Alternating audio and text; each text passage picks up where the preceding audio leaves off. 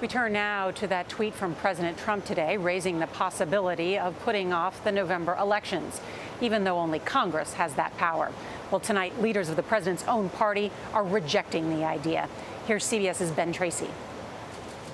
President Trump's stunning suggestion that the election be delayed comes as he's trailing badly in the polls, and at the same time the nation's GDP reached a historic low. In a remarkable tweet, he made the unfounded claim that mail-in voting will make the election the most inaccurate and fraudulent in history, and suggested a delay until people can properly, securely, and safely vote. I don't want to delay. I want to have the election. But I also don't want to have to wait for 3 months and then find out that the ballots are all missing and the election doesn't mean anything. The president has no power to delay an election. The Constitution says only Congress can change the date, and mail-in voter fraud, repeatedly cited by Mr. Trump, is extremely rare.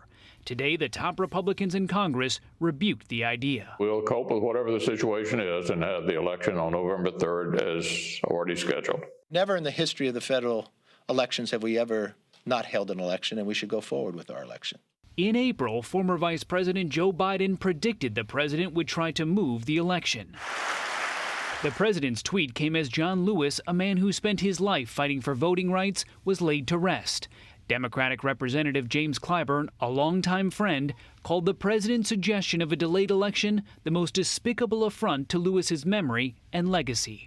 Despite questioning the safety of holding an election during coronavirus, the president continues to push for schools to reopen, saying there isn't much risk to children. The younger, the better. Amazing, the immune system. For children, the lower they are in age, the lower the risk. The president was asked during that briefing tonight if, given the outbreaks of coronavirus in Major League Baseball, can he really assure people that schools will be safe? The president responded by saying, "Can you assure anybody of anything?" Nora.